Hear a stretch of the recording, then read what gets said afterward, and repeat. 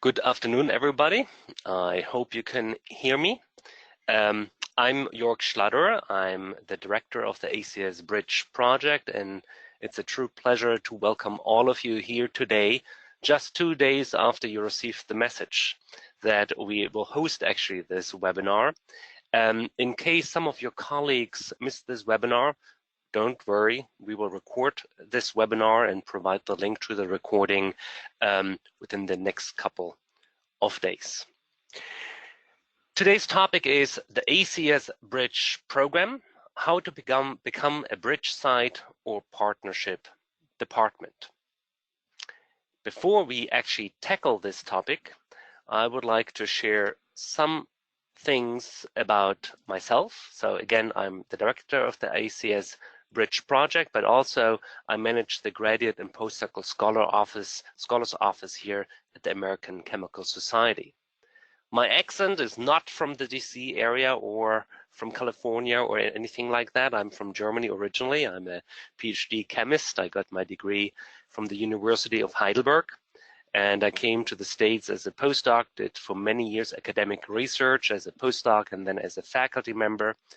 When I was a faculty member at the Albert Einstein College of Medicine, I had also the pleasure to start a career and professional development program for graduate students and postdocs. And it was there when I discovered actually the significance of diversity and inclusion in higher education. I launched the very first program which raised awareness for both of those topics. I will not talk about this project today. We have way more important topics to tackle. But before I joined actually the American Chemical Society, I served as NSF program director and helped manage the graduate research fellowship program. And I could imagine that several of you were involved in some capacity with that program, either as reviewer or as reference letter writer. And I might have interacted with some of you in that capacity. But today, it's a true honor to serve as the director of the ACS Bridge Project, and a huge project like that cannot be managed alone. I'm happy to know that Christian Schiavoni is today with me. And Christian, maybe you quickly unmute yourself and show yourself and introduce yourself. Let's see. Hi, everyone. My name is Chris Schiavoni. I'm the project manager for the Bridge Program here at ACS. I guess a little bit of background about myself is I'm a chemist by training. I went to Furman for my 4-year degree, and then I actually switched over to pharmacology for my grad work, and then I wound up at the ACS managing this wonderful program, and I will be assisting Jörg throughout the presentation today. Thank you. And without Chris, the whole IT stuff would not work. I'm not talented at all with that. So thank you, Chris. Thank you, Jörg. I would like to raise awareness that the co-PI team consists of Latrice Garrison. She's the Vice President for Education here at ACS. Benjamin Fiore-Walker, he is the leader of the Diversity Programs Office here at the American Chemical Society. And Terry Taylor, who's the Director of the Learning and Career Development Unit at ACS. We receive guidance from our ACS Advisory Board specifically for this bridge project. And I might talk a little bit more about this advisory board later on if you have questions. Most importantly, if you have questions throughout the presentation, please submit the questions via chat to us. Chris will collect all the questions in the background and will send them to me later on, and we will go step by step or question by question through the list and provide as many answers as possible today. If we cannot answer all the questions today, we will update our frequently asked questions sheet on our newly launched website, which is could be found at www.acs.org/bridge. Alternatively, send us an email to our new email address, bridge@acs.org. Oops. So A brief reminder, the American Chemical Society is actually the world's largest scientific society. We have currently more than 150,000 members. We were chartered by Congress many, many years ago. Our vision is to improve people's lives through the transforming power of chemistry. And our mission is to advance the broader chemistry enterprise and its practitioners for the benefit of Earth and its people. You might be aware that we have 4 core values at ACS. And one of those 4 core values is specifically diversity and inclusion. ACS believes in the strength of diversity in all its forms because inclusion of diverse people, experiences, and ideas leads to superior solutions to world challenges and advances chemistry as a global, multidisciplinary science. And that means every division, every chapter, every unit working with ACS really embraces all 4 core values and specifically diversity and inclusion. In our division, where we are located, the ACS Education division, we embrace diversity and inclusion for many, many years. We have 2 well-established projects which really focus on diversity. The first one, which I would like to mention, is Project SEED, where we support high school students to get research experiences, and also the ACS Scholars Program, which provides financial support to undergraduate students from underrepresented minority groups. But now, with the new project, the ACS Bridge Project, we are able to support students who would like to go to graduate school. The ACS Bridge Project is founded on one intriguing result if you look at the data available through the IPADS completion survey. Here you see on the left-hand side in blue the percentage of underrepresented minority students who receive an undergraduate degree. It's 18%, whereas only 11% of PhDs come from an underrepresented minority background. That means the 7% gap which exists, which we call the national achievement gap, is significant, and in an ideal world we would close this gap so the PhD percentage matches the undergraduate degree percentage number. With the new funding from the National Science Foundation, we are excited that we will be able to launch a bridge program, which several of you might be aware in other disciplines. Christian, would you guide us quickly through the first audience question which we have today? Yes. So the first question is, how familiar are you with bridge programs such as the American Physical Society Bridge Program? And if you could please select one of the 3 options: very familiar, sort of familiar, or not very familiar, please. And I'm going to close the poll in 3, 2, 1. Close. And I'm going to share the results, and it looks like the majority of everybody, 70%, are not very familiar, 25% are sort of familiar, and only 5% are very familiar with similar bridge projects. Back to you, Jorg. Excellent. Thank you so much, Christian.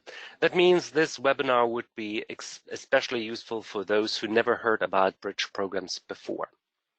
But let me tell you that one of the earliest bridge programs was started about 5 years ago by the American Physical Society. And I'm also delighted to know that one site leader, Dr. John Peltz, will join us later today in the presentation and reports on his experiences running this bridge site at Ohio State University.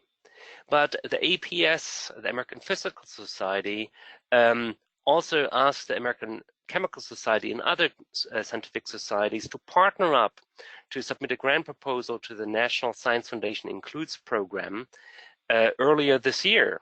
And we were delighted when we learned early September that we received $10 million over the next 5 years to really broaden participation in graduate education throughout the STEM disciplines. In this huge project, we have 30 scientific societies involved, educational institutions, corporations, national laboratories, and other organizations.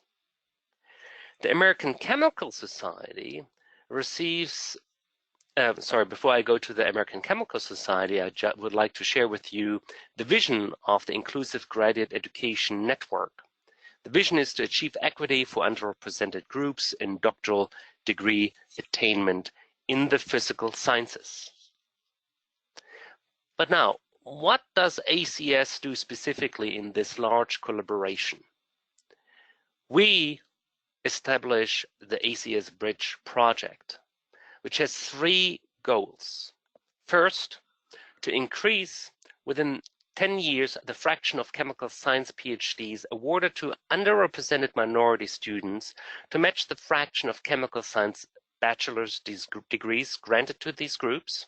Second, to develop, evaluate, and document sustainable model bridging experiences that improve the access to and culture of graduate education for all students, with emphasis on those underrepresented in doctoral programs in chemical sciences. And lastly, to promote and disseminate successful program components to the chemical science community. How do we do that? We have 2 parts in our Bridge project. We establish a Bridge program, and we have the Bridge Travel Awards. In the Bridge program, we help students to get into graduate school and to get finally a PhD degree. In the same program, we provide funds to institutions to establish those transitional programs, and we provide access to a talent pool. The Bridge Travel Award part of our project focuses only on students, where we provide directly funds to underrepresented minority students to attend professional conferences that provide relevant career and professional development programming. Today, we only focus on the Bridge program. On this slide, I would like to share with you the core principle for this Bridge program. At the core, this big blue box is an ACS Bridge applicant database, which we currently develop, and it will be launched in December. And students who would like to go to graduate school just submit their graduate school application to ACS, completely for free. And we'll talk to you about which kind of students might apply to this program. We opened this ACS Bridge applicant database to a selected group of institutions. And those institutions screen the students and invite the students for an interview, might enroll some students. And those students who get into graduate school or get ready for graduate school through this ACS Bridge applicant database mechanism we call Bridge Fellows. The Bridge Fellows themselves, in general, would benefit from additional preparation to significantly increase the chance of gaining admission into a chemical science doctoral program.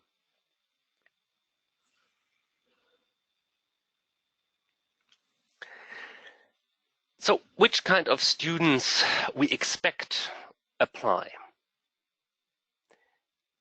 There's this group which applied to 1 or maybe 2 grad school programs and didn't get into. And because of whatever reason, maybe they don't have the financial resources, they don't approach further graduate school applications in the traditional way, and would be intrigued because they could apply for free to the ACS Bridge Program application module. Some of them maybe did not apply at all because of whatever reason. Some of the students might need additional preparation to be ready for graduate school. But what they all have in common is that they envision that with a research-based PhD degree, they would find a career which leverages their talents. We talked about the students who apply to the Bridge program. But what about the institutions which might or might not have access to this database? Well, in our program, we have 3 different kinds of institutions. We have Bridge sites, we have Bridge partnership institutions, and we have Bridge community departments. How do they differ? I admit this is a large table with a lot of information, but we will break it down slowly. Let's first focus on the ACS Bridge site. And by the way, you don't have to take notes. What Christian and I will do, we will provide the slides as a PDF to you after this webinar, latest by Monday. Okay, so the ACS Bridge sites can get financial support of up to $180,000 for 3 years. Yes, they have access to the database, and not only access, they have early access. Those Bridge sites will have access earlier than, for example, the ACS Bridge partnership departments. And the only other thing which I would like to point out on that slide is that to become an ACS Bridge site, you have to submit a proposal. And the deadline for the pre-proposal submission is fairly soon. Oh, I see there's a typo. It's not 2019, it's 2018. November 5th, 2018. And the slides which you will get will have the proper year. Again, what is a Bridge site? It's a chemical science department, chemistry or chemical engineering. The ACS Bridge site receives ACS funding. It selects and hosts ACS Bridge Fellows, and it provides to those students research experiences, advanced coursework, mentoring experiences, and also they will monitor progress of those students and provide coaching to the students to guarantee that they succeed in getting their PhD degree. But also, those ACS Bridge sites have demonstrated commitment to build a sustainable program, sustainable, which will be necessary for the time which comes after the ACS funding runs out. Funding. Each Bridge site could get up to $180,000 for 3 years. How does this number get together, right? Each Bridge site get a flat rate payment of $25,000 per Bridge fellow. The stipend and benefits can be covered through that. Up to 2 Bridge fellows can be funded per year. A Bridge site can receive funding for up to 3 years, and in each of those years, the Bridge site would receive $10,000 as institutional support to support an administrator who helps run this program on the institution site. I know this can be confusing, but we generated a little example. So let's say institution A was selected as a Bridge site. Institution A decides that they would like to get 3 Bridge fellows on their campus in year 1. They would receive, here in green, 2 times $25,000, 2 times the stipend for 2 students, plus the $10,000 administrative support. That makes a total of $60,000 in the first year. When the second year, and by the way, for the 3rd fellow, funding must be provided through that institution. In the second year, there's another round, of course, of the application cycle, and institution A decides to select 2 new Bridge fellows. Those 2 new Bridge fellows will get $25,000 flat rate payment from ACS. $10,000 administrative support sums up to $60,000. In year 3, the same institution selects 3 more ACS Bridge Fellows, and again, only 2 of those 3 new Bridge Fellows will get a stipend through the ACS Bridge funding. If you sum it up, it's a total of $180,000 over 3 years. I think this might help clarify where the funding will go to. So which institutions are actually eligible for funding? Those are universities and colleges that offer a master's or doctoral degree in the chemical sciences, chemistry, or chemical engineering.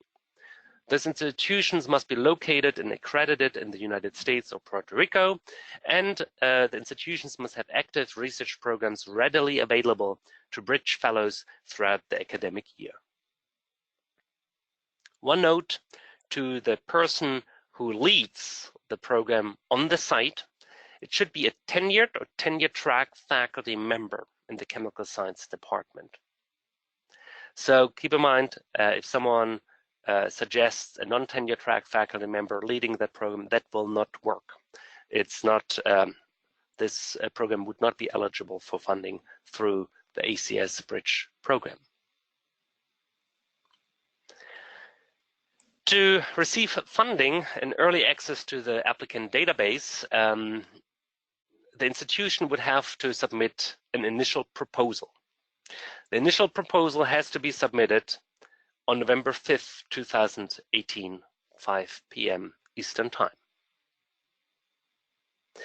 What components are included in this initial proposal, which has to be submitted as a single PDF document to me using that email address? Everything what is spelled out here, you will find actually in the request for proposal PDF, which you received already by email. We might, Chris, a side note for us, we should add the request for proposal to the follow-up email, which we will send to every attendee. So the initial proposal will include 5 components. Within a 3-page limit, it's very short, the applicant or the proposer should give a project overview, should describe the project goals. Please include the numbers of students you intend to admit into your program on an annual basis, the time they will spend in the program, and your rationale for why they will be successful in transitioning into doctoral programs, either at any institutions outside here in the US or at your own institution. You also have to describe the infrastructure available. What is the setting, your institution, your department? You should provide a data table for the last 3 years. How many graduate students did you have in your programs? How many graduate students had an underrepresented minority background? You should also share with us which existing programs and efforts are in place at your university or at the department level, which support diversity. You should also list the project team, a list of key faculty members and staff who help implement the project, and also their primary responsibilities within that project. The 4th component includes a long list of items which are critical for success of a bridge program. You should address how admission decisions are made on your campus, financial support, mentoring infrastructure, a word about community, coursework, research, progress monitoring, application coaching, sustainability. We could talk about that list for at least 2 hours, but I would refer at this point to the request for proposal, where we exactly describe what you might want to take into consideration while talking about those different points. And the last component of the initial proposal is a very brief budget. It's basically just a summary. So let's assume you all submit your initial proposal. You're all very excited. We are excited to get your proposals. It's very, very, very, very rewarding to see the strong interest in the chemical science community for this program, by the way. So we will receive those proposals on November 5th, and we will go to work and review all the proposals with help of different committees here at ACS and with the ACS Bridge project staff. We will make a decision end of November, early December, and we will inform those institutions who are allowed to submit a full proposal early December. We expect that we would invite about 6 institutions to submit a full proposal. The 6 institutions have about a month to prepare a full proposal, which has to be submitted by January 4th, 2019, 5 p.m. Eastern Time. We will do a further review, and the final announcement of the bridge sites will be made end of February or early March. Very briefly, and that is a step already ahead, if you're invited for a full proposal, it looks similar to the abbreviated version, but you have more space to write about all the project components. And keep in mind, the project description has now 15 pages available. Take advantage of all the pages. And we also will allow we will have additional sections. We need references, we need biographical sketches, we need current and pending support for those projects, and we need letters of support and a NSF style budget. Again, that is all clearly outlined in the request for proposals which you have received already. So let's shift our focus to the ACS Bridge Partnership Department. Yes, there's a huge difference. The ACS Bridge Partnership Department does not get funding to establish this bridge program on site. However, the ACS Bridge Partnership Department can use the ACS Bridge Program applicant database to search for underrepresented minority students who would join their graduate program, a master's or PhD granting program. It's a wonderful additional recruitment tool for you. So the ACS Bridge Partnership Department is basically, again, a chemical science department, chemistry, chemical engineering. This department is in general interested in recruiting students into the master's or doctoral programs. It selects and enrolls ACS Bridge Fellows into graduate programs, and it is in general committed to ACS Bridge Program principles. If some of you would like to shoot for becoming a Bridge Partnership Department, you have a little bit more time. The deadline for the application is early March, and the application is very straightforward. We will publish the request for proposals early November on our website, acs.org/bridge, and we will provide a template which you could use to prepare the proposal. It's very, very straightforward, and the components of the proposal look very familiar. Departmental overview, faculty engagement, mentoring activities, admission practices, advising and induction, progress monitoring, different data and demographics from your department will be required. I think, Chris, at this point, we are ready for another round of audience questions. Absolutely. So our next question is, which of the affiliated ACS Bridge departments will have access to the ACS Bridge applicant database? And you can please select any of the answers below, either 1, 2, all of them, or none of them. And I will close this in 5, 4, 3, 2, 1. And it looks like just about everybody has voted. So I'm going to close this and I will share the results.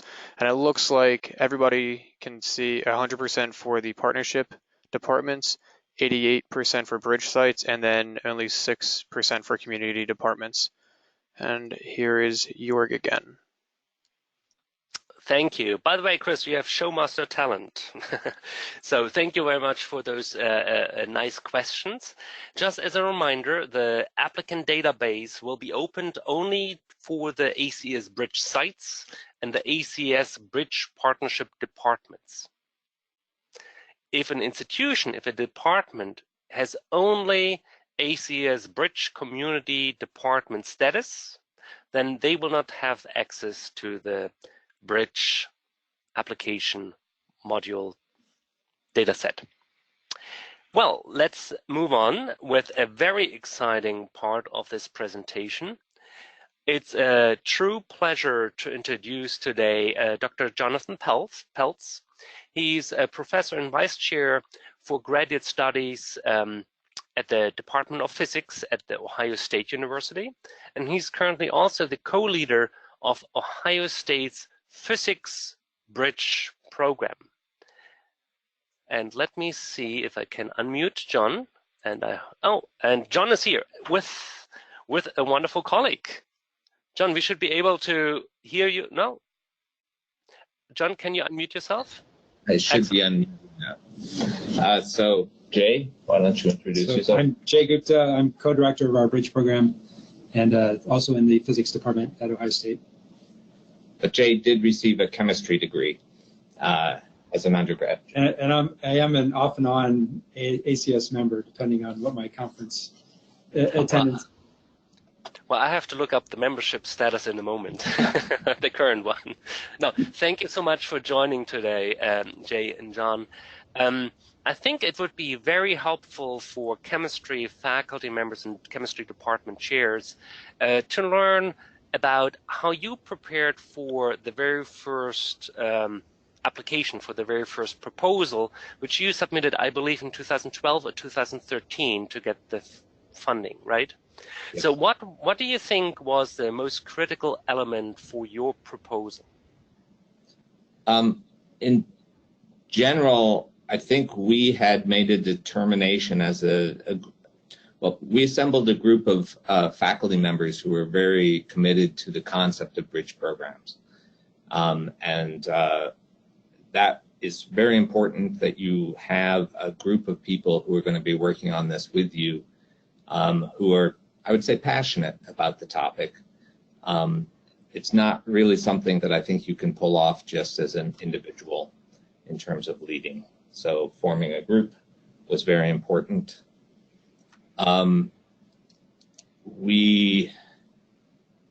It's also, before you were to submit a full proposal, I think you will need to get serious support from your upper administration, ideally with matching support. And I think having the funds from the ACS Bridge Program will demonstrate to the administration that you are very serious about this. And so find allies within the administration who also are fighting to support diversity. The time sequence is a little bit fuzzy, but I know one thing that was important is that we also had a faculty meeting vote on this, and it was supported unanimously by the faculty.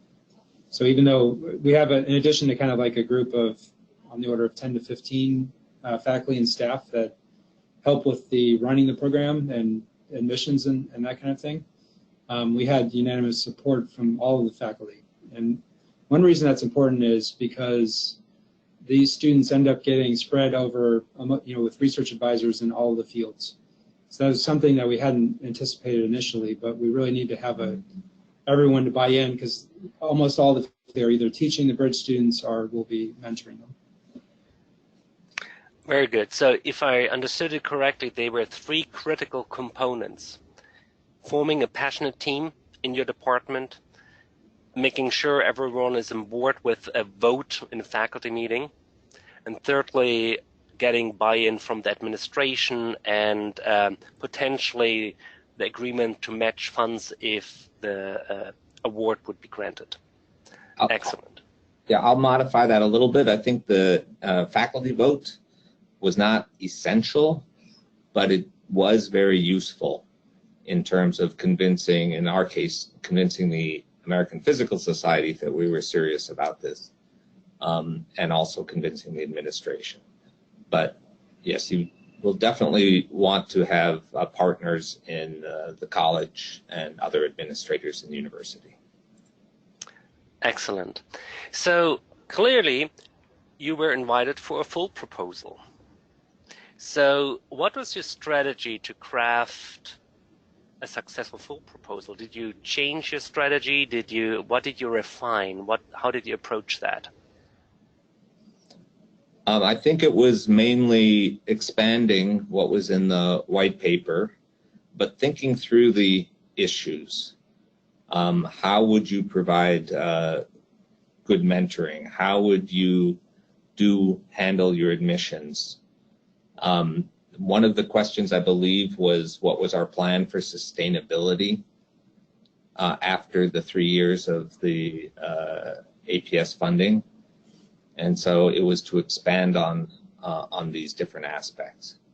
And we did spend a good amount of time trying to think through. I should add that we did make, there were existing physics bridge programs, and especially the one at Fisk Vanderbilt. I don't know if you have heard of the Fisk Vanderbilt Bridge Program. That includes actually several disciplines. And they made a lot of material available to the public. They have a website where you can learn a lot about some of their best practices, and we did take advantage of that. And a lot of the best practices are not really discipline specific. So that would be a good place to look as well. Excellent. So your full proposal was successful as well. And just as a brief reminder, everyone in the audience, the ACS Bridge Program is modeled after the APS Bridge Program. And those who were familiar with the APS program recognized basically most of the elements which we just presented. So I think it is really critical to listen carefully to Jay and John about their advice they have how to craft those successful components. That is the very first year in chemistry that we do that. So we have no idea how many initial proposals we will receive, what the quality is, what is the outstanding, what makes a proposal in the chemical sciences outstanding or not. But learning from the physics colleagues might help you find some guidelines. APS and the other bridge sites have a wealth of information online on their websites, but also I understand some of the bridge sites published about their programs. We will get to the publications a little bit later, Jay and John. But now, since you got the full funding, how did you create the program, and looking back, what would you have done differently? What are the keys for a successful program, and what was the big challenge for you?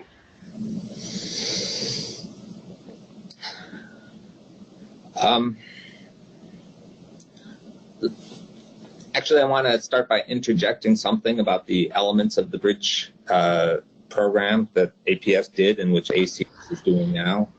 This nationwide recruiting of students, I want to point out something there that turned out to be extremely useful. We found that in the pool of students who applied to this nationwide database were many students who we would have accepted directly. It's just they had not applied to us. And so I want to emphasize that if you do have access to the nationwide database, I think you will find a number of students who are good matches for your institution, but for many reasons, one reason or another, they hadn't applied. So that's an important element of this. We've learned a lot. It is important to do the selection carefully. We followed the Fisk Vanderbilt protocol by, of course, actually doing phone interviews with all the applicants on our shortlist. And that you find that's really important because you need to find students who are motivated, really motivated for getting a PhD. So one thing in the initial phase was we learned we can't just treat the students like we had been historically, like this kind of sink or swim model, or just kind of admitting them in and assuming they'll figure things out and do everything fine on their own. So like initially we kind of realized that we need to provide help with things like, you know, finding housing and financial issues. And in later years, also even delving into personal health issues. So it's probably a little bit more kind of, it might feel intrusive at first, but it's definitely necessary for helping these students succeed. And I think that took us a few years to come around to. I mean, we kind of had been going in that direction even before, but I've noticed that that's definitely a sea change kind of in how you treat graduate mentoring in general. Mentoring is really important, and progress monitoring. So one of the things that we now do very carefully is check with course instructors from when the first homework is handed in to try to gauge whether students are engaged.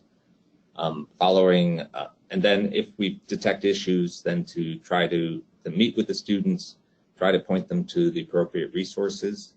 I think in preparing your proposal, I think you need to think about and carefully describe how you're going to do the progress monitoring and how you're going to provide academic support.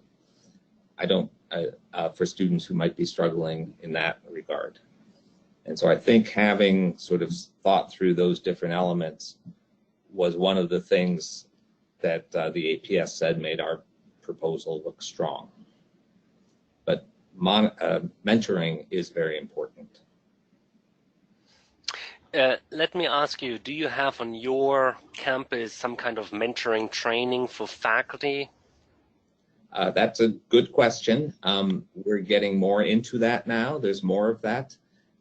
When we submitted the proposal, there was not formal mentoring training.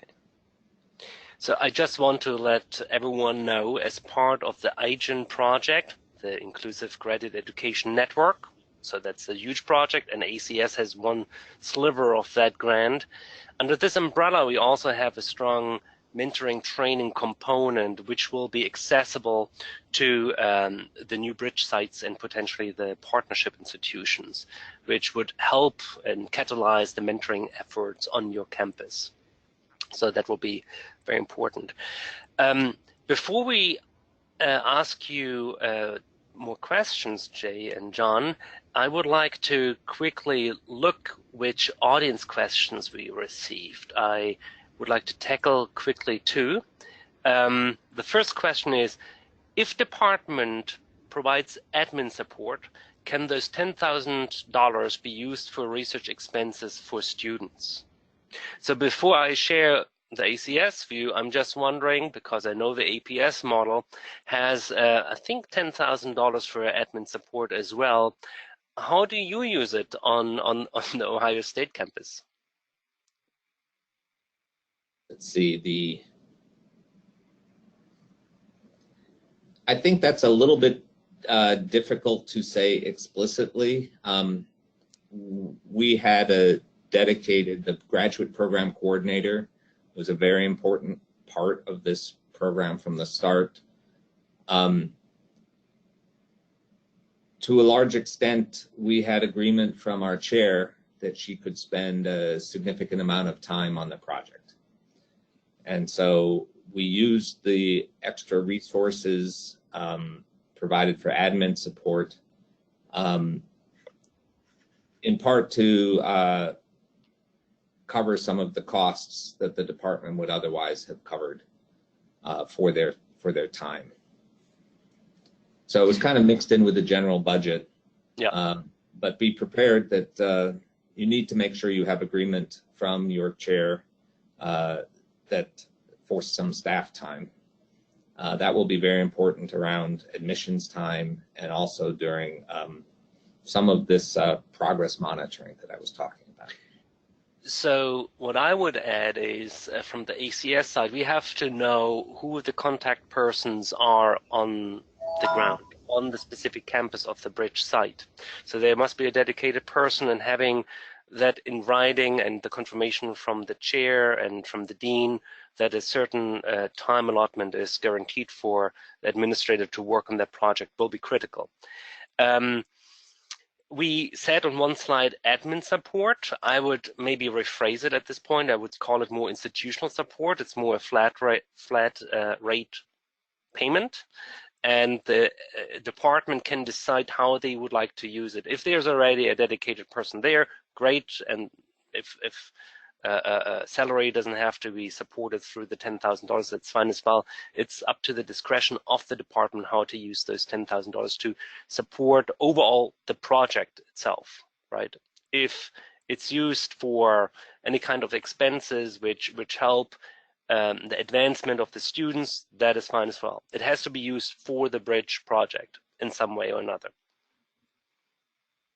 So the second question is, how are the selected institutions that receive the student database access, how are they selected? Well, very briefly again, institutions who would like to get those access to this database, there are two, right? The bridge sites, we talked about the whole proposal system, and the partnership institutions which have also access, they would have to submit a abbreviated proposal. We will update our website by November, early November, with the guidelines and the proposal template. So it is fairly straightforward, but there will be a review of that proposal, and we expect that not everyone who submits a proposal will get access. There must be a demonstrated commitment to supporting underrepresented minority students towards getting their graduate degree. And that includes mentoring, induction, support for finding research projects, etc., as it will be outlined in the request for proposals. So there will be another application process, and there will be a review process. Okay. I saw that Jay and John were talking in the background, and I think they want to share something else. Sorry. I think we're remembering back, in terms of this $10,000, we used that also for academic support. So that was very helpful to have someone identified that can help the bridge students with their coursework from day one if necessary. This could be a graduate student. You can think of it as a tutor. We actually have a physics education research group, and there was a postdoc who was very interested in figuring out different ways of providing academic support. So I think it is important to have thought through if a student needs some extra help, who is going to be available to provide it, and of course, how is that person going to be compensated? Very good. Thank you for sharing that. We have now more questions from the audience. One straightforward question is, can a second, third, or fourth year PhD student who is a minority apply for the ACS Bridge funds? And the answer is no. It must be someone who is not enrolled in a PhD program. The other question I will probably answer by email. It's fairly complex, and I think I will tackle that a little bit later today. Christian, can you forward me another set of questions? And as we wait, I'm wondering about advice from Jay and John regarding leveraging institutional resources to make this program a success. So is there anything else you could share with our group, how you think would be a good strategy to get matching funds and maybe creating a sustainable model which goes beyond the APS funding? I think most institutions that are committed to increasing diversity, you will find potential allies. We have an Office of Diversity and Inclusion, generally university-wide, and separate offices or separate people working on this in our graduate school and on our college. So definitely go to those people. I think it's really important to make sure they understand how this kind of a bridge program is different from other diversity initiatives. At our graduate school, there are fellowships that are available to try to attract students from underrepresented backgrounds. But then what we're doing, if we win a fellowship like that, we're basically trying to convince an otherwise qualified student to come to our university rather than go somewhere else. Whereas a bridge program very much is trying to increase the pool, increase the number of students who might not now be ready to go into grad school or who failed to get into grad school because they didn't apply to the right places, to be successfully transitioned into graduate school and a PhD program. And so I think you can make an argument how this is a different kind of model than a number of bridge programs that exist. Also make sure there are lots of bridge programs. There's bridge from high school to college, for getting initiated into college. So make sure they understand the nature of this bridge program. It's really to increase the number of students, graduate students, who will be successful. One piece of advice, the stipend that APS will cover, that's for the stipend. There's also tuition. I think it's highly likely that many people will be able to, we call them tuition awards from our graduate school. And so that was a key part, was to convince the people who are in a position to cover tuition that this is a good way for them to spend their tuition dollars if they're interested in increasing diversity. So graduate school, and then we argued to our department that this was important, and so physics was willing to provide this. And we had our divisional dean in the college was willing to provide additional support. But we'll take a little time to go around to people, make them understand that this is a different kind of a program, and ask for some matching support in different ways. You may find a dean who is very on board and would support the whole thing. I mean, provide all of the matching funds, but we needed to go to different organizations to get it together. Just based on how tight budgets were at different levels, the more you can leverage, the better. In convincing your colleagues that this is a good idea, I think it is a good idea to point out how this can impact the broader impacts section of NSF proposals. And we have had a number of faculty members who have added elements of the bridge program to their, for example, career awards. And we've had several successes, and even the ones that were not successful, this reviewed very well.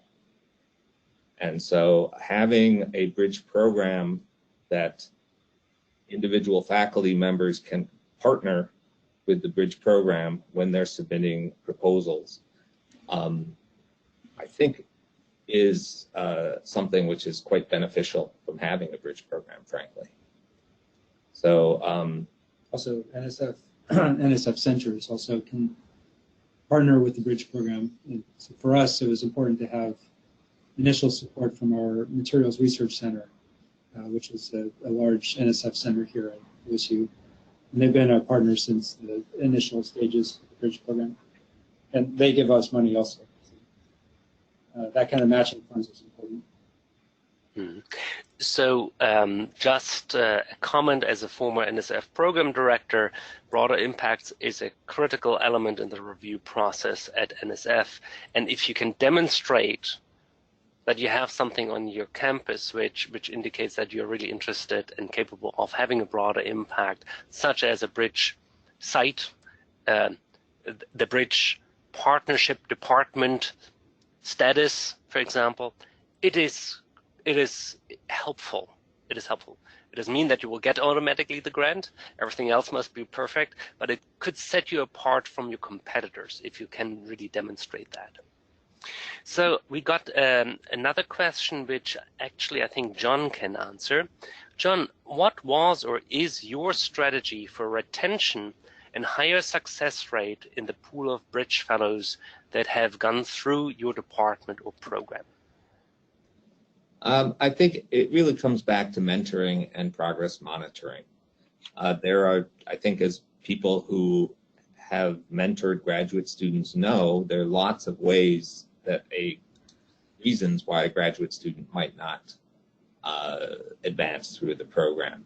Might be academic issues. There could be, Jay mentioned this, could be health issues that they are sometimes not wanting or embarrassed to ask for help. It could be financial issues. One of the things we find from students from underrepresented backgrounds is that family ties are can be extremely important. And sometimes their family may even be depending on some financial contributions from the student. It's important to be aware of these things and to try to help where you can. I got a good piece of advice. I'm not remembering where it was from now, but I was asking the question when I'm mentoring a student, I get embarrassed sometimes, or I'm not sure if it's appropriate if I ask them some questions about their personal life. If I sense that there's a problem, but not sure what it is. And this person sort of advised me is that if that problem is getting in the way of the student advancing, then yes, it's appropriate to try to understand and to let the student know that you're trying to understand just so that you can try to help them. So there can be a lot of things. It's really the progress monitoring and then being willing to jump in and trying to help the student navigate a hurdle is very important for students who run into those hurdles. Yeah. Thank you so much for sharing that with us, John. I think we have time for one more question. And the question which I would like to cover is following. Is it possible or advisable to have a multi-department proposal, for example, chemistry plus chemical engineering? That is a very, very good question, and I would like to go back to the request for proposal, which outlines the eligibility criteria. So we say there a bridge site must be a university or college that offers master's and doctoral degree in the chemical sciences. It doesn't say specifically it must be a more individual department. So it is possible, but if it's advisable, it very likely depends on how you spin and convey the added value of having two departments collaborate. So I think it's possible, advisable. I can't really comment on that. It really depends on how you would like to set up that constellation. We are almost at 3 p.m. At this point, I would like to thank really a lot John and Jay for joining us today and sharing with us their insight into the ACS Bridge Program setup at their institution and sharing with us their recommendations and their thoughts on how to craft a successful pre-proposal and full proposal for becoming a ACS Bridge site. So thank you so much, Jay and John. And also thank you so much, everyone in the audience for joining today. as a follow-up, you will receive an email latest by early next week, which includes a PDF of the slides, but also, again, the request for proposal as a PDF. Feel free to share the request for proposals with colleagues at other institutions. We will have this selection procedure not only this year, we will have it in 3 different years. We will be able to fund up to 5 bridge sites, 2 in year 1, 2 in year 2, and 1 in year 3. So we will repeat that. And even if you're not successful potentially this year, there will be another year, and then another one. And I'm pretty sure with the feedback from ACS, you will be able to refine your proposals. Thank you so much for joining. You will receive an email next week, and have a wonderful day. Jay John, thank you so much.